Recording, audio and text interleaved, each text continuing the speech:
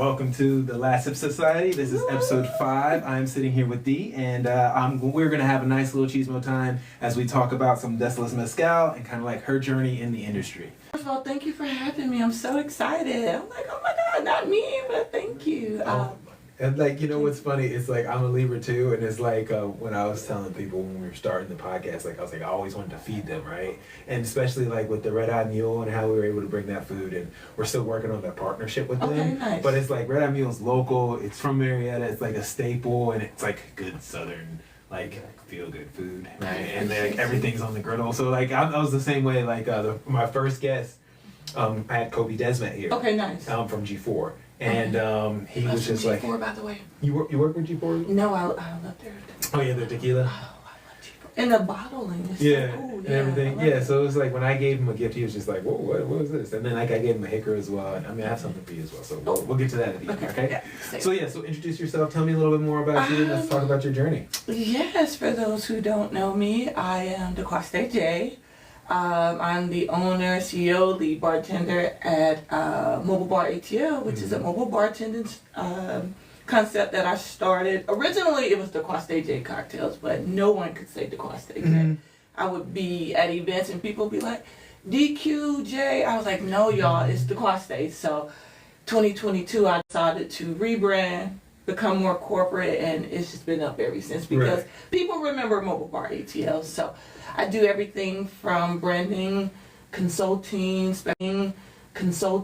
special events, and all things spirits. Okay. Yeah. So what made you want to get into mobile bartending, right? Like that's something that I've always thought about. Like I've done pop-ups and I've done events before, but like it was something like I thought about as well, like to kind of like increase One of the business. I was just talking to my best friend.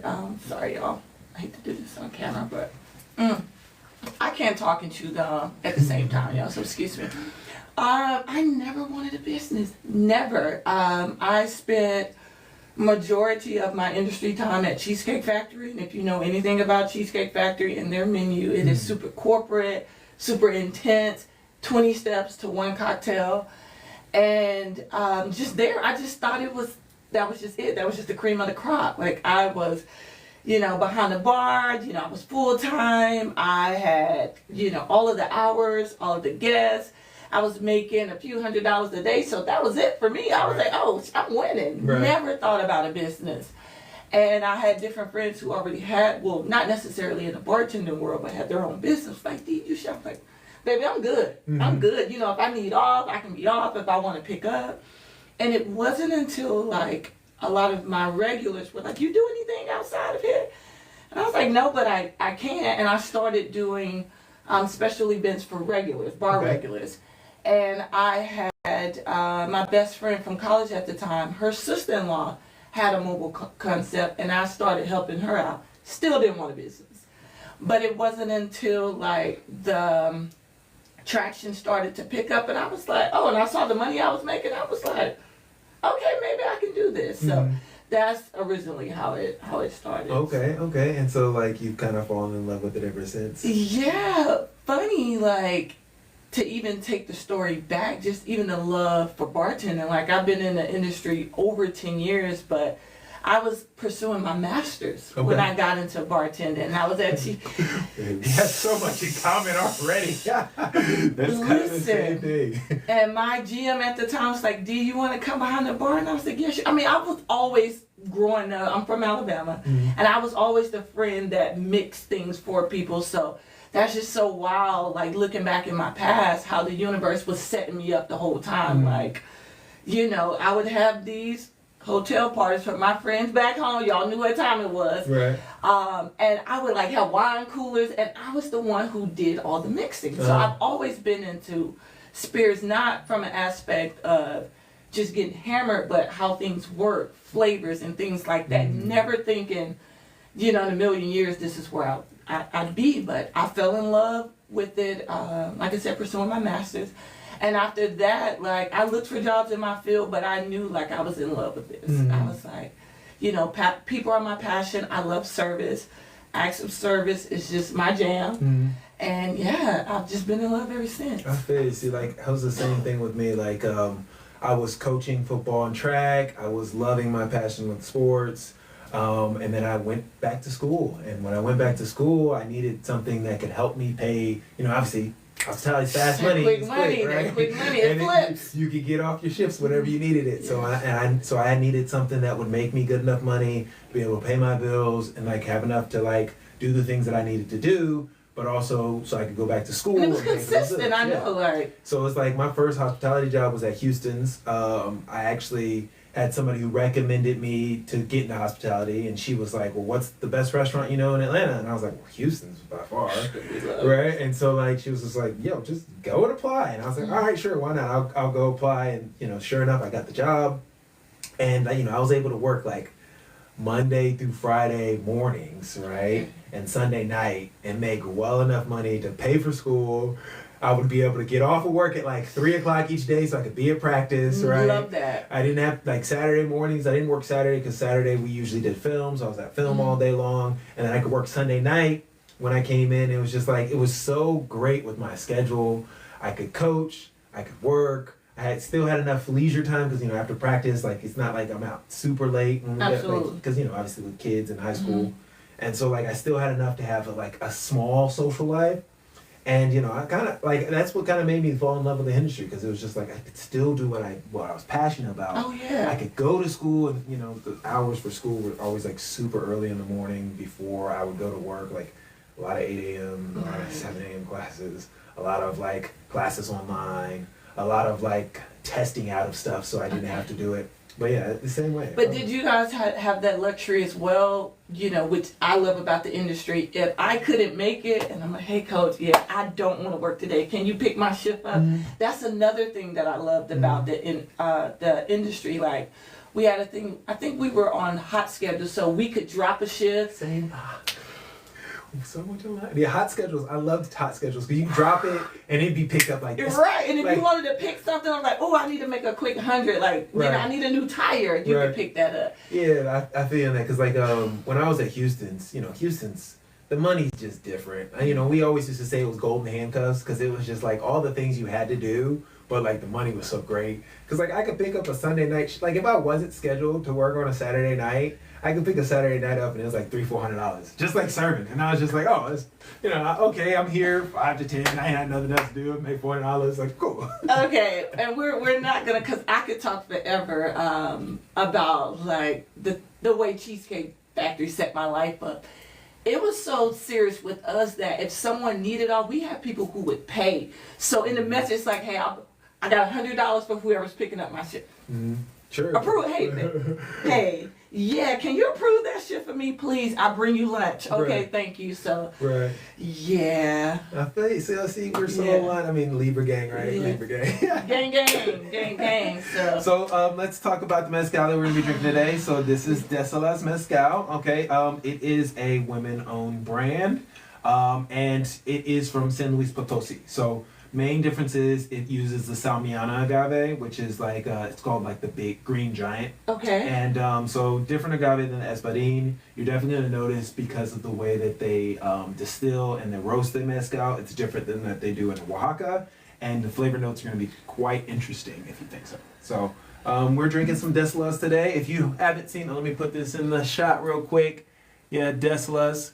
And y'all heard women owned, right? Yeah, women owned, right? Just in case y'all didn't hear that. Right now, so are you much of a mezcal fan? I am so, I'm in a love affair with all spirits, believe it or not. Okay. Whiskey is my jam. Okay. We do have, so my undergrad is in biology, so I was a bio major and I love whiskey. I had to get the formula for whiskey on my arm. But I am a lover. I'm like, the industry's BFF. I love all spirits. Right, I feel on that. So yes, mezcal does have a special place in my heart. Yeah, I understand because when it comes to loving spirits, recently I've been enjoying gin and gin-based cocktails a lot more. Recently. I had gin. Yeah, so it's not like I'm always gonna have my affinity to mezcal first, but like I definitely have noticed like how I can play around with gin a little bit more, and it's a little approachable, and it's like a segue more, and it's a little approachable, and it's like a segue to getting some of those herbal notes that people can kind of understand. So, when it comes to drinking mezcal, I always tell people to take a little kiss, right? Okay. You want to take, because of the acid in mezcal, it usually will wash your palate first. So that's why people always like, oh, it's so smoky, because like they take it like a shot like tequila, Gotcha. and they have no palate, and then I can only identify the smoke, right? So take a little kiss to kind of wet your palate first. Yes, but the nose on this. You notice it? What are you getting?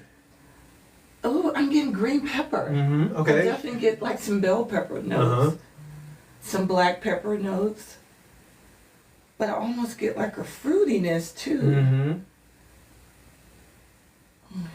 Yeah.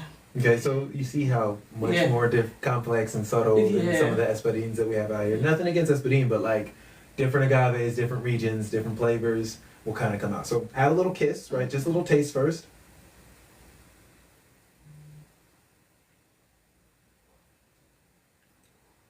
Okay. She's attractive. You like Okay, it, right? she's cute. Yeah, so flavor profile, what are you getting? Because you probably noticed it's not as smoky. It is not smoky. I don't know why I picked up pineapple. Okay, Yeah. There's not a problem, that tropical citrus coming out. Yes. Okay, let me go back in, y'all. Oh, she went for the double take.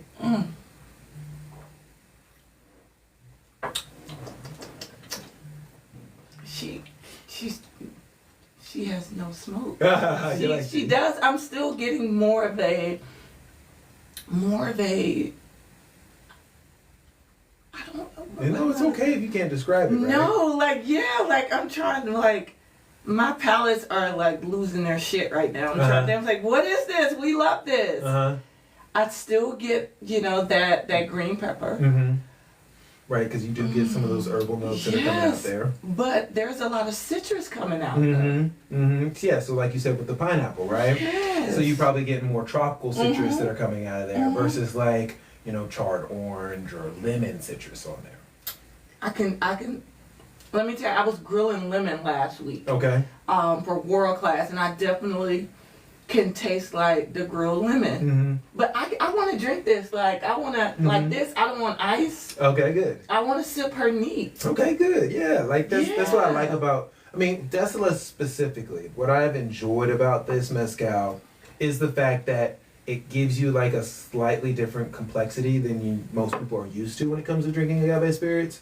And then like I get to play with it a little bit more with cocktails. I can only imagine how she mixes. Yeah, because like I've used like cucumber juice with it. I've made like a white Negroni with it, right, with the bitter Bianco. I've done stuff like up cocktails as well. I did a dirty martini with this, and I add like a French vermouth with it as well.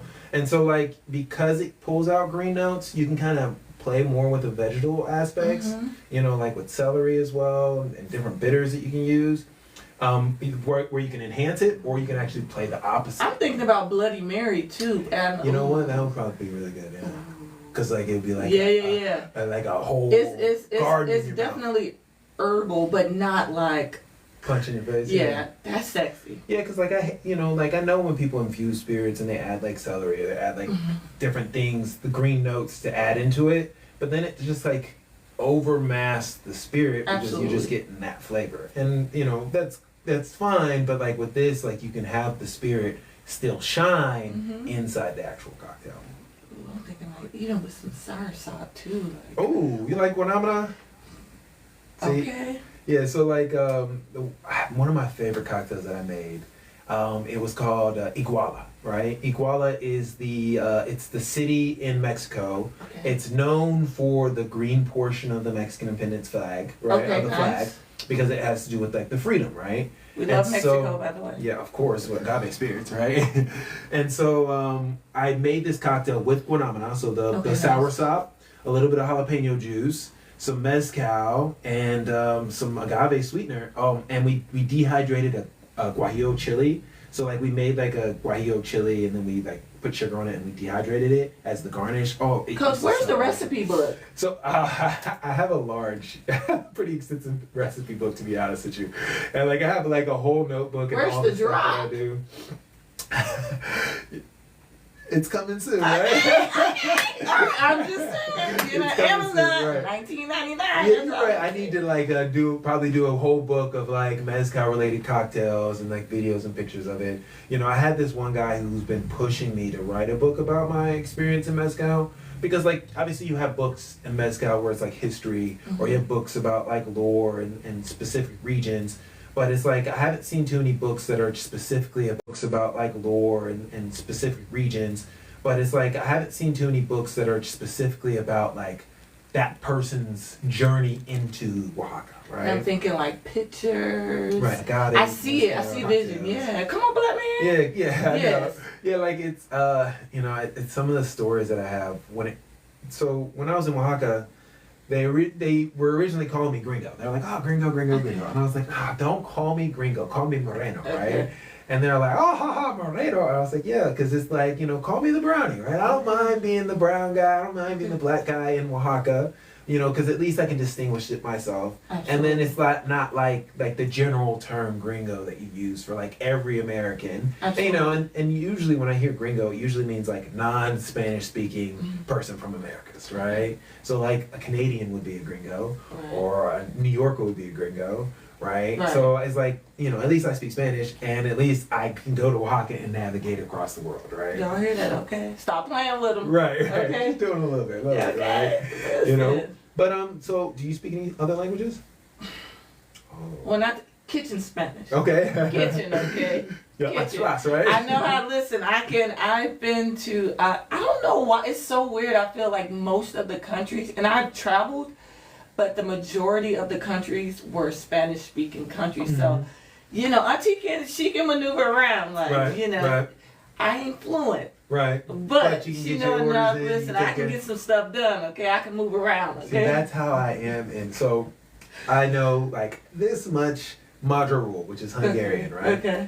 And so like I've gotten to the point where like sometimes when I'm hearing conversations in Hungarian, like I know what they're saying, but I don't know how to respond, Okay. right? Or like for example, like when my wife's on the phone with her dad, and I'm like, I know what he said, or like I know what y'all are talking about.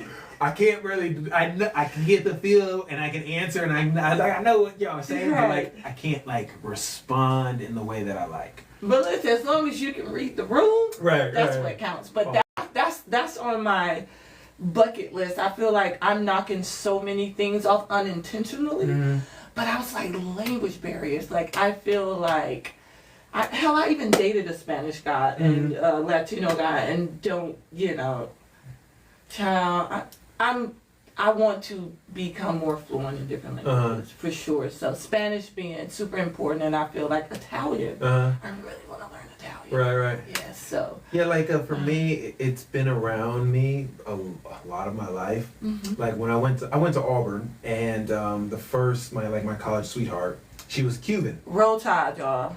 I was gonna ask you that earlier, but I'm just gonna say War Eagle, right? You Listen, know, obviously on the I'm wearing leg here- blue, and she's got the red.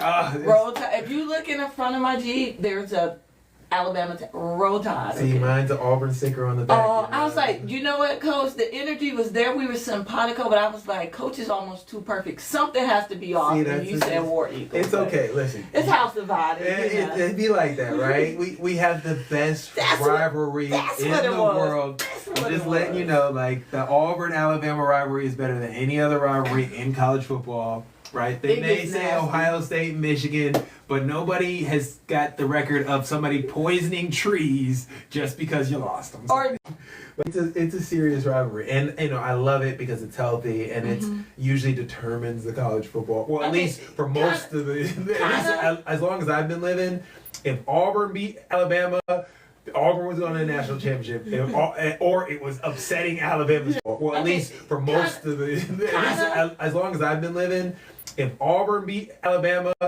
Auburn was going to the national championship, or it was upsetting Alabama's chances in the national championship. So like it's like, you know, those are some of those games where it's like it all falls on literally the last game of the year versus like. But we look forward to that. Like I'm obsessed with college football. Like obsessed. It lives in my head and heart rent free. But that I look forward to that. Yeah, because it's like there's no other game that really. Like, the rest of the games don't have as much weight, right? Just for example, Michigan beat Ohio State last year. Ohio State still won the national championship, did. right? Versus like Auburn when Auburn beats Alabama ain't going in. Like that's Yeah, it. It's over with. I feel like there was one case when we did. I feel like there was one case when we still. I think you guys were the only game we had lost that year. I yeah, gotta the check 11-1 year. Yeah. Yes, that was. So I hated that season was a great season, right? Because we beat Georgia that year. Yeah. Right? We were the only loss to Georgia, and we turn around and beat Alabama the very next week, right? And then we lose the Georgia SEC championship. Alabama goes into the playoffs and beats Georgia. It's politics, you know. Like honestly, I didn't think nothing against Alabama. They deserved that championship because they won it, right? But at the same time, I was like, that was before they had the new playoff system, right? And I was just like, I didn't feel like they should have made it into the championship. Even they lost to us. Mm-hmm. They didn't play in the SEC championship, so then they had an additional week off to be able to get into the playoffs, and then I had a call for somebody else, but it is what it is. Alabama's got all the politics. Okay. Roll Tide, War Eagle. Okay, War Eagle. We'll keep it that way. Okay. Right, house divided, like you said. Right? Yeah, until we, it's gonna be an interesting year. It is. Especially with that big Saban. Like last year was a little bit of a roller coaster for y'all. I'm gonna drink on that. Cheers. Last year was with this NILs, and last year was kind of ghetto. Mm-hmm. It was a little interesting because like the season was all over the place. One game that I really was disappointed in was Georgia Tech game. Like Georgia Tech should have won that game. Their ass. Right, and then that one play where the kid went helmet to helmet to get the fumble, right, where he knocked the ball out. He led with his helmet. They obviously didn't call the call for Georgia. Like they didn't call the penalty. Georgia Tech loses the ball in the it was like the 25, 28 or something like that. And what was it, 8 overtimes? Right, and then but that was that play right there. If Georgia Tech keeps that ball, they run the clock out. Right. But that play causes a fumble, which should have been an illegal hit.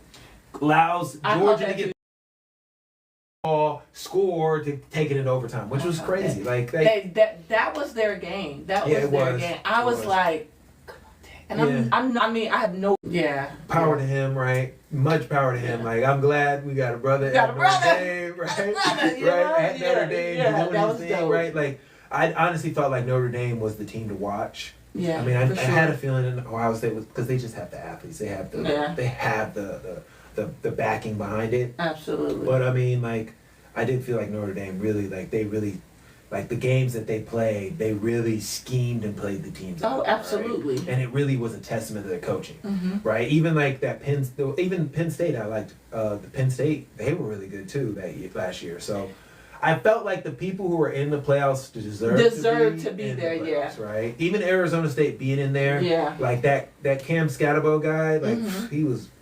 Yeah, that's what I said. Like last year was so interesting. It was just hard to gauge it and call it. Like it could have been almost anybody's thing, and that's what I love like about the game. Like I know it probably sounds cliche to say this, but I hate when games and teams are so predictable. Like when you just know they're gonna win, right? Or like watching a movie and you know what's gonna happen, right? And then last year was so unhinged and so unpredictable. It was like, wait, so I love that. Think about it. When was the last time an SEC school wasn't in the national championship? Facts. Right. So like that shows a testament of like the fact that Michigan with the year before, Ohio State won it last year. Michigan, Ohio State, they got their little thing now. Yeah. They're almost like Auburn and Alabama. But at the same time, like, we'll see what happens this year. We'll see. I'm excited. And, I mean, what we're pretty much saying is we're just excited for college football season. Right. It's the greatest time of year. The corner. If you have a college football coach who likes mezcal, send me a message in my DMs, and maybe we can get him on the blast. Yes! That would be kind of cool. I love this. So tell me, what's the future look like? Like, I know you've been doing the mobile bartending. What you passionate about that you want to do a project in the future? Because like for me, it was the podcast. I started it recently, but like, what about you? So funny story, y'all. Like I said, earlier, service is just my jam. Like I love people. I love helping people. That's my thing. So I just this week officially makes year 5 for me. Like, you know, as far as like being registered with the state and being an official business. But I think just in these past 3 years of being out here full time with the industry, like all of the opportunities I've had, the incredible, amazing people, meeting friends who own bars, I realized that is not my jam. Really? It's not. I think it's incredible, but just even running my own thing, like you know, shout out to my little sister, Dakira, who like is like my manager. Like she's like my go-to person. You know, when you're dealing with employees and I tend to hire my friends, that shit's interchangeable. See, I learned not to. Ooh, I learned hiring your friends, like, Jesus. It's great to have a friend around, but like it's not. People, D is your homegirl, she's your friend. Dequaste J. People, D is your homegirl, she's your friend. Dequaste J is the business person. Right. And I've worked so hard to get to this point, and that's my name, and that means everything. So now I'm finding myself being at the forefront of my business, being the literal everything.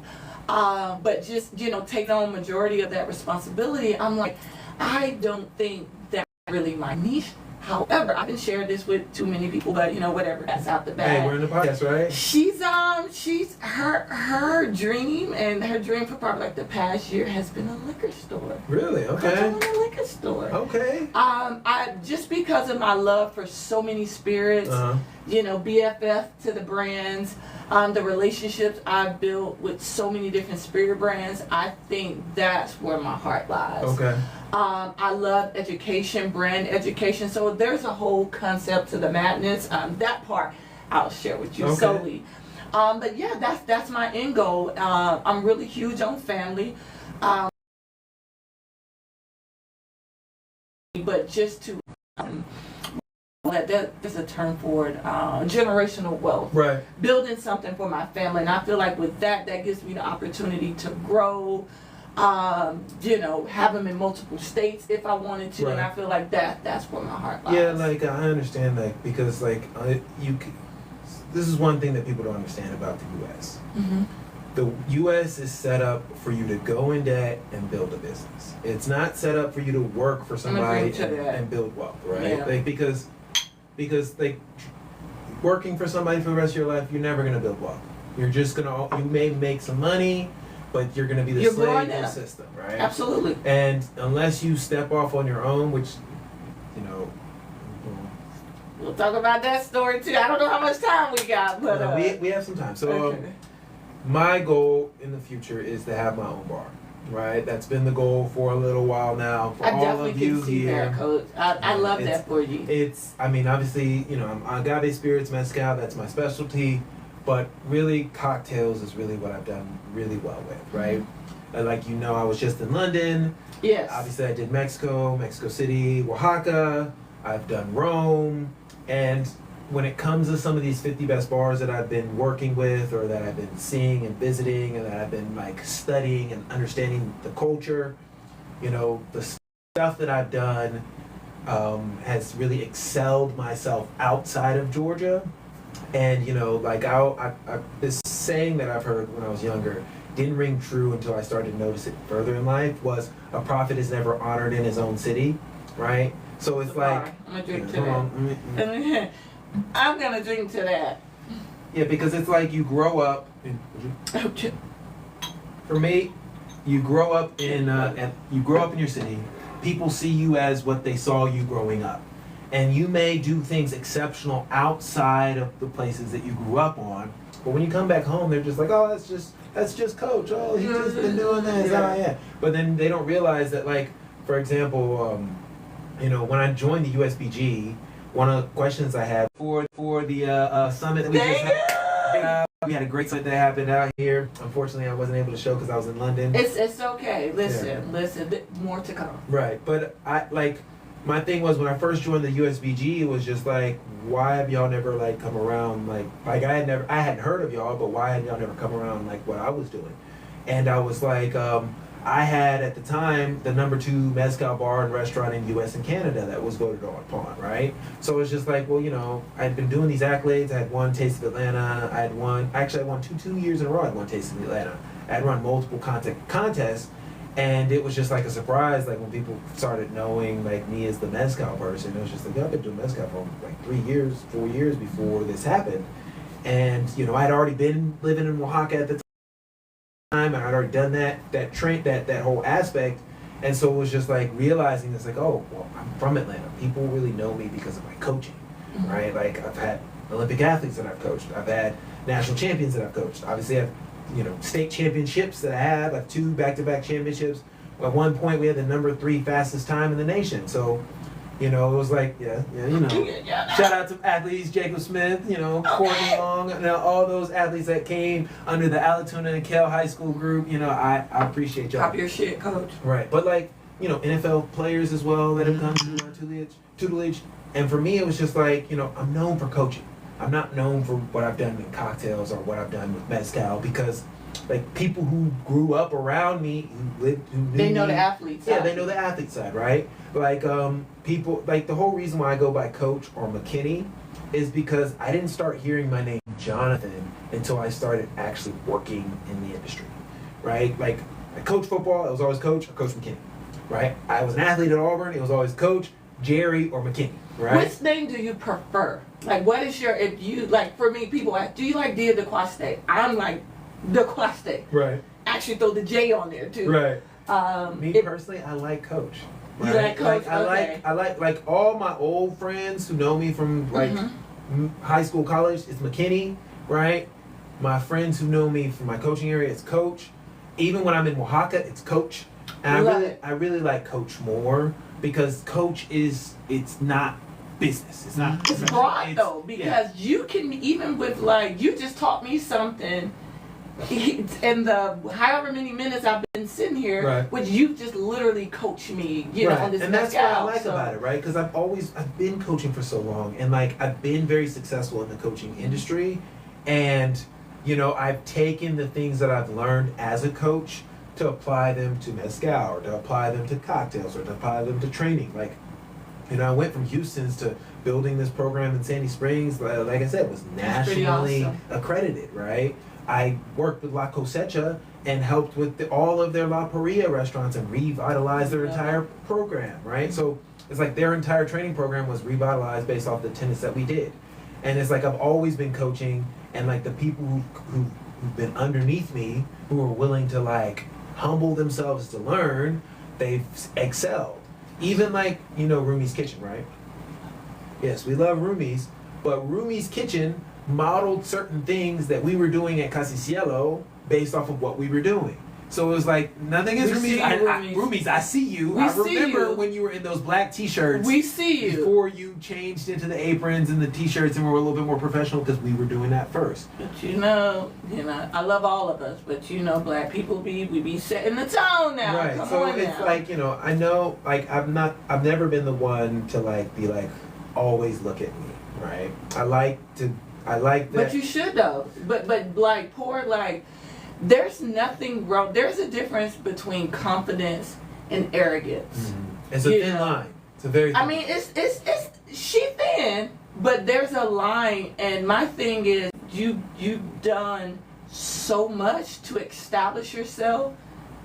Pop your collar. I appreciate that. You know, whatever Jamie Foxx had said. You remember Jamie Foxx said that song? I got like a little wing right here, but no, like, don't dim your light. Mm-hmm. Well, yeah. Sometimes I do feel like sometimes. Come like, on, black man. Like you should work your ass off, as you should. Yeah, It'd be different. Like you being proud of something that you built for yourself.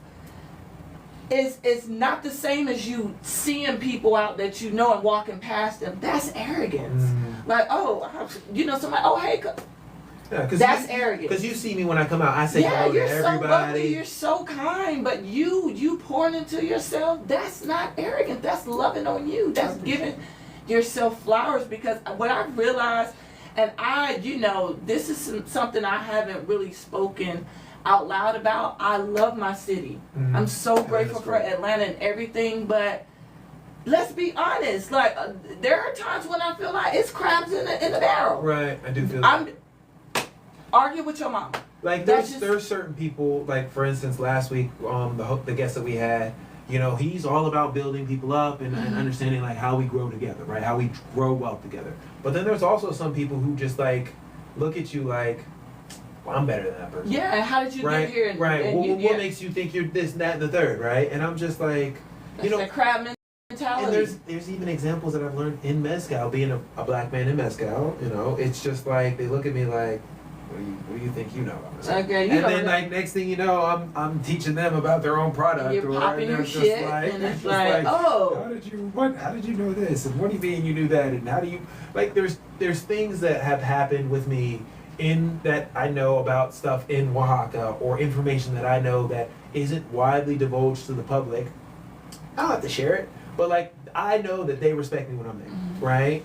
And it's just like there's people like, for instance, Monica Cortez, right? I'm gonna give a quick shout out to you. I know you're not watching, but it's okay. I'm giving you a shout out because you will see this podcast. I love Moni, right? And she does an amazing job with the Agave Cortez brand, the Nuestra Soledad, the El Gogorio. Her and Mateo, or Matt, who's down there in Oaxaca as well. Nice. Orlando, even with like the Dish Bay line with Aziz. That whole entire family, that community, it's ran by the people who do mezcal. And, you know, they may not always get their flowers, but it's like, I could call Monica right now, and we would have a conversation, and she'd be like, oh, Coach, how have you been? You know, those are the people I really care about. Yeah. I don't really care about some brand who's just going to throw some money at me and be like, hey, promote this 40% mezcal that I know doesn't really taste much. And it's just like, oh, yeah, it's got a cool name, and don't let them know. There's no intention behind it. And there's no passion. Like when I was living in Oaxaca and I was studying, I would go to these trips to these small palenques, and then Americans would come and they would like do a picture where they're chopping agave and do a picture where they're taking a shot, and in the background there'd be like actual workers, and they'd be there maybe an hour, 2 hours, and then they leave. And I'd look at them like, oh guys, like they wouldn't even acknowledge that there was another American there, right? Who understands what they're saying. And I'm like over here like lifting agaves and doing stuff. But they would just do the drinking mezcal. They got their photo moment, and then they'd buy their juice and slap a label on it, and that was it. They didn't spend time with the, like, Oaxaca's matriarchal, right? The grandmother or the oldest woman is the top of the family.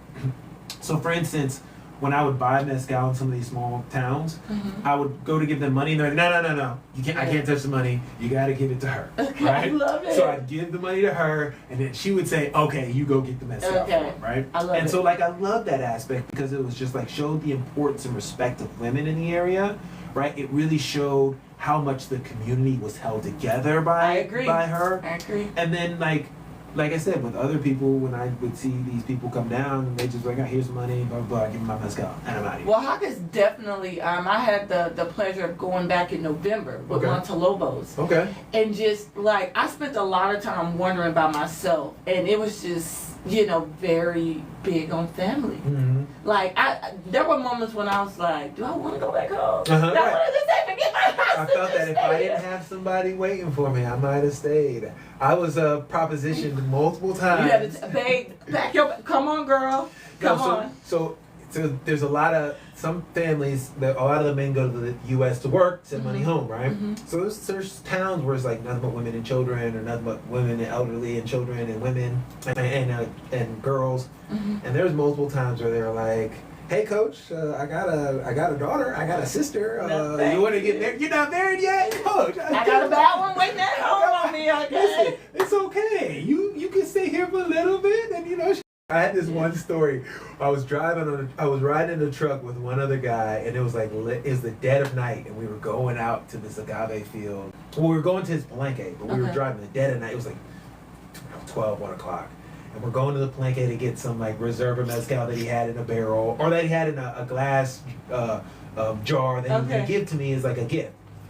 And so we're driving, and we're in the little truck, and I'm like going back and forth. Hey, he's like, Coach, you got a sister? And I was like, yeah, I got a sister. I got a sister too. You know, I was like, how about you give me your sister and I give you my sister? I was like, I don't know if my sister. I was like, listen, Aaron, if you see this, like, I was about to sell you for some mezcal. Listen, you know, you gotta take one for the team, right? But like he said that, and it was just like, I mean, like I understand, like the fact that like they're, you know, it's family. Cause But at least he was low key looking out. right, and yeah, he was letting me know. He's like, yeah, I got you if you want to get married, right? Thank you. Yeah, we appreciate that. But you know, like I love Oaxaca. Like I mean, we're going back in August. You know, we're planning a trip for anybody who wants to come and join with us. We're planning a trip, right? Like obviously you'll pay your own flight, but we're trying to find a space for everybody to stay. And then I have several different sponsors who are going to allow us to A, work at some of the bars that we're down there. B, we're going to see a lot of palenques. You know, Oaxaca has some of the top 50 bars there as well. Yes. And, you know, I have relationships with those people as well. And then, you know, see the palenques, visit the bars, visit good food spaces, get like an authentic Oaxacan experience behind it, not just like a brand sponsored experience. Because like, for example, let's say one brand wants you to come down and they're just going to send you to their palenque, and then you may eat food at their space, and then you may come back another day and do like a tour, and that's kind of it. They like a tour, and that's kind of it. Then you're on your own, and that's kind of it. Yeah, but my brand experience was like out of this world. Okay, Like tell me about Montelos. Because I've never been to their palenque, and to be honest with you, that hasn't been on my list. It was like probably literally the best experience I have ever had with the brand. Okay. Like it was such an outer body experience, and like we spent I think 4 days there. Mm-hmm. Coach, I gotta pull up the pictures in the video, but it was just not enough. I needed a week, but it didn't give brand because with them they flew their accounts from all over the world, all over the country, and we were just there in a hotel situation. We're cool, but we like celebrated Day of the Dead while we were there. Oh, you were down there for Muertos. Oh. Yes, it was just like it was so like we just. You know, like the only reason why it felt like a brand because we were with the brand. That's the only reason why. But it felt like me going on a personal vacation. Okay, like nice. We experienced family, culture, the city. They're really big with their LGBTQ community. So we had some of the I'm just gonna say sisters where. There was a ritual that was done with the herbs and the spices. Yes, and they bless you. So beautiful. Those women were just oh my god. It was a time. Like it was a time. Like it was something like I felt like I was on like I don't know shrooms, but I was sober. Like I don't do no shrooms, y'all. But I'm just saying like that's how out of body the experience. It was such a beautiful experience. I told you I didn't want to come back. I was almost like. Do I lose my passport? Right. Like it was super dope. It was, and they do this every year. So, I feel like it's something this year you should look into applying. Montelobos. It was incredible. Like if you see this Montelobos. video, I'm gonna say Montelobos. Hey, let's reach out because I haven't reached out to Montelobos. You have to. That wasn't one of the ones that I like had on my list. We love Campari. Right. We love the Campari brand, but it was incredible. It was literally incredible. Like there were moments where I was crying, like it was just. Yeah, I know. It just wasn't enough time. I needed like 2 weeks. Okay. But we did so much. See, like the first time I was down there, I was over a month, right? Yeah. And it's just like when so the first time I went, I reached out to brands, right? I was like, okay, what's my favorite mezcal? Because I had the same mentality like I had with getting into restaurants. It's like, what's my favorite mezcal? Casa Cortez, El Gregorio. I think they have probably the best brand. They have the best history. And I reached out, sent them a message. They were like, well, what do you want to do? And I was like, well, I want to be a certified mezcal expert. Like, I want y'all to like teach me everything. I don't want to just go down there for a couple days and like take a test and be good, right? Like, so, you know, we did this program called the Casa Cortez 360. Oh, wow. Yeah, and so they created this program specifically so that I could be certified, so that I could have like an official letter, so that they would show that I have the knowledge and expertise behind this, right? Yeah, so like when I say I'm a mezcal expert, like I ain't just, I like to put some respect mezcal, on that man's name, okay? So it's like, but like they created this program. I went to all their palenques. I spent time with all their families. I met and saw the distillation process. I helped work with the families. Even like, I made this comment a couple years ago when I said I helped distill Tepex Latte when I was in San Luis del Rio, right? And a whole bunch of people were like, oh, yeah, this guy. There was like a Facebook or a Reddit group thread that was like, oh, this guy thinks he distilled Tepexante, blah, blah, blah. I was like, no, I actually helped with the entire process, right? Play like, with your mama. Whether it was harvesting, grabbing, putting it in, chopping it up, putting it into the rows. And those piñas are no joke. Right, and it's just like, like, obviously I assisted. I'm not saying I did 100% of the process, but when I was down for Day of the Dead, one of the guys who was with me was like, oh, yeah, you did X, Y, and Z. And we were in San Luis del Rio, and he was like, oh, yeah, coach, yeah, he helped. Like, he helped you. He ain't BSing, right? And I was just like, it's like one of those little things, like, I'm glad that people will say what they say, right? And it's fine. Like, okay. But like, I have the receipts, so what are we even talking about? Right, like I could post a video where I'm chopping agave. It's not just, and I'm in like workout clothes. I'm not just like there in some jeans and a polo being like, oh yeah, I chopped agave. Like, what are we talking about? Right, so it's just like, like I understand like being a foreigner in Oaxaca, learning about these things, talking about these things. Even like to this day, people will come up to me and like, what do you know about mezcal?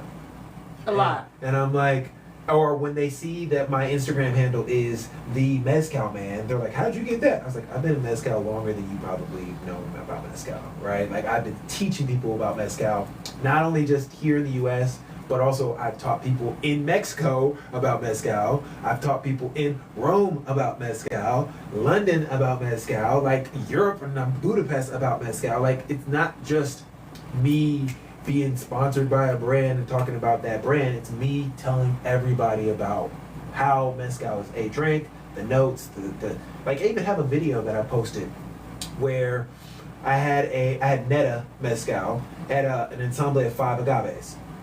And, true to this day, I had it wrapped in paper and I just opened the top and I smelled it and I identified 4 out of the 5 agaves that were in the actual mezcal. And I was like, listen, I've been doing this for a long time. Like, I even know the different notes of the scents of the mezcal to understand the different agaves that are going to be in there. And the only reason I got 4 out of 5 is because one of the agaves was a sub-varietal of the same agave. So it was Quiche and it was Madre Quiche and it was B Quiche, right? Stop playing with this man. So it's like, like guys, like I'm kind of I love the agave spirits, and I don't think there's anybody in Atlanta who probably knows more about this spirit than me. Actually, let's just say there isn't anybody in Atlanta who knows more about this spirit. That's where I pop. We said pop the collar, pop the collar. Like there's nothing wrong with giving yourself your flowers. Well, yeah, like I didn't want people to feel like I was being arrogant when I said I was an agave spirits expert, or when I said I was a mezcal master, or when I said I was a mezcal expert, right?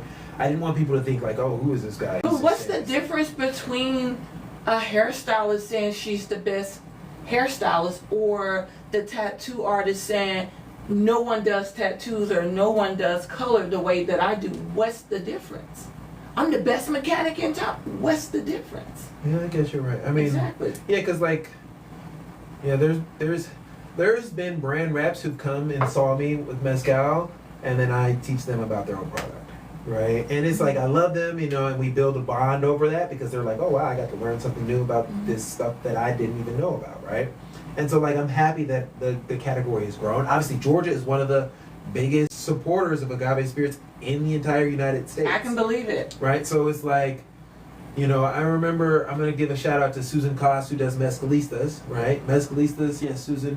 She told me during the pandemic, she was like, learning about mezcal, and I was telling her, I was like, oh yeah, if you want to learn more, if you want to have some information to read up, follow this page. And they were following the page. And so she reached out to me, well, I guess, I can't remember who reached out first, but I remember when we had the conversation, she was just like, oh wow, like I'm glad that there's somebody in the Southeast who's doing this, right? Mm-hmm. And it's not just like the big markets, Texas, New York, Chicago, and California, right? So, but there's a lot of agave forward programs here, like that don't know what they're selling or what they're doing.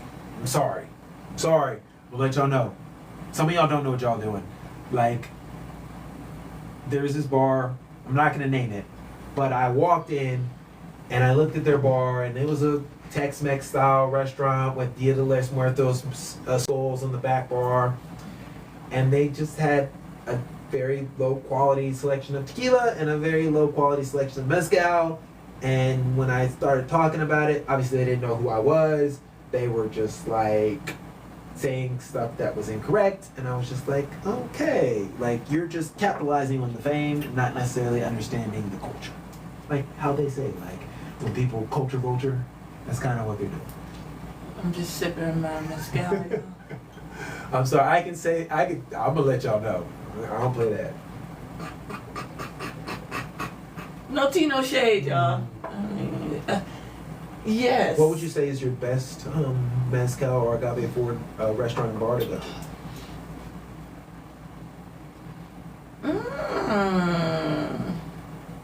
Because there's a bunch now, right? There's some pretty dope concepts here. I would say shout out to my girl Mo at Azotea. Okay, Azotea, okay. We like Azotea.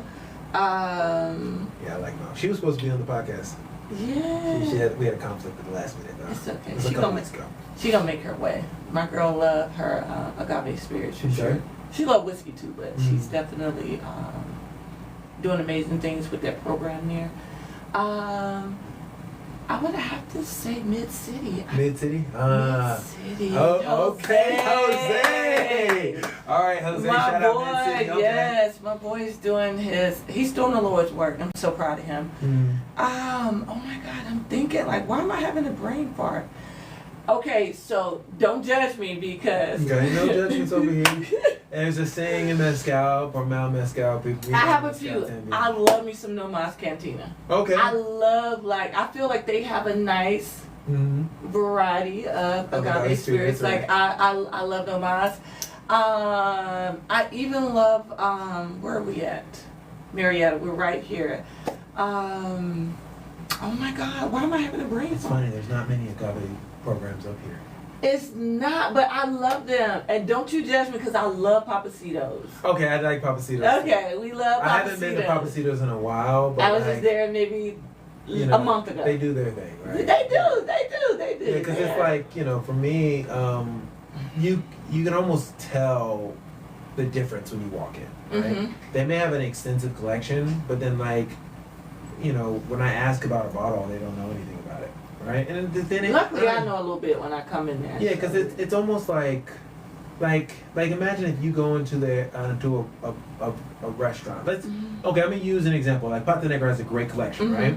And Pata Negra has the education behind it, right? Oh my God, Palo Santo! How I forget Palo Santo? Duh. Yeah, so like if you go into those programs, their bartender can tell you a little bit about the mezcal they're gonna sell you. Right, but like sometimes you may go to a program that has a big selection, and the bartender knows nothing. He's like, "Oh, I like that one." But you kind of gotta I feel like we've been in the industry long enough where you can kind of gauge your situation and know. Like, I know when I walk into Mid-City to La Chingada, which we love La Chingada's food, I don't expect them to, I know the food is going to be good, it's going to be vibey. You better park across the street at the bank. Right. At the Wells Fargo, because that little, whatever it is, what do you call it, a valet situation is a ripoff, but the food is amazing, the vibe is everything. So you got to kind of just, you just know. I just feel like I said, we've been here long enough to know what you're going to get. Like one of my worst experiences was when I was visiting New York, and I was visiting a bunch of different mezcal bars in New York, and I went to one of them, and the guy knew absolutely nothing. Like he was just like, "Oh yeah, I like this one. These are my agaves that I like," and they had the whole back bar was all mezcal. He tried to sell me on this one mezcal, and I was like, "Yo man, how long is it?" It was like a little bit in the mezcal bottle left. And I asked him how long has it been in. I said, "Oh, I don't really know." So I shook the bottle. So, fun fact for all y'all watching: if you take mezcal and you give it a little pop, you should see these little things called pearls, right, in the legs, right? If you don't see that, usually, especially if it's been in the bottle for a while, it means it's been oxidized. Okay. Right? So the guy was trying to sell me this. It was like 49-50% mezcal, and I went to shake it and it went flat.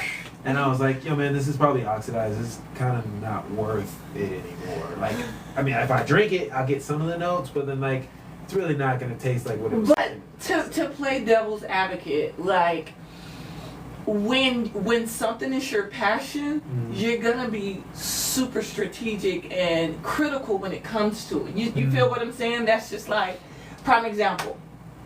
My grandma, we went to Red Lobster for her birthday, and you know I'm a whiskey girl. Whiskey is my first love, and fashion is freaking lobster, y'all.